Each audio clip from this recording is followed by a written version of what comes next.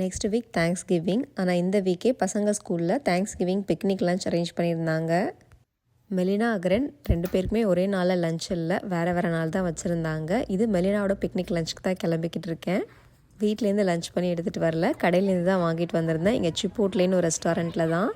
கிட்ஸோட அப்பா அம்மா ஃபேமிலியில் வேறு யாராவது இருந்தாலுமே இந்த லஞ்சில் வந்து ஜாயின் பண்ணிக்கலாம். ஒரு பிக்னிக் செட்டப்போடு எல்லோரும் பெட்ஷீட்லாம் விரித்து ஃபேமிலியாக லஞ்சு சாப்பிட்டுட்டு இருந்தாங்க. அப்பா அம்மா 2 பேருமே ஒர்க்கிங்னால் கொஞ்சம் கஷ்டம் தான். அதே மாதிரி தான் சில கிட்ஸுக்கு யாருமே வரல.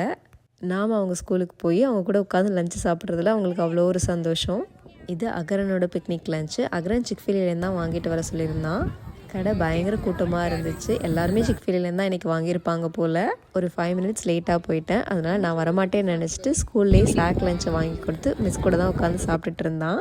அதுக்கப்புறம் என்னை பார்த்ததும் என் கூட அனுப்பிச்சி வச்சுட்டாங்க. இவங்க ப்ரீகே 4ன்றதுனால கிளாஸில் நிறைய கிராஃப்ட்ஸ்லாம் பண்ணியிருந்தாங்க. தேங்க்ஸ் கிவிங்காக ஹேட் அந்த மாதிரி சில ஐட்டம்ஸ்லாம்.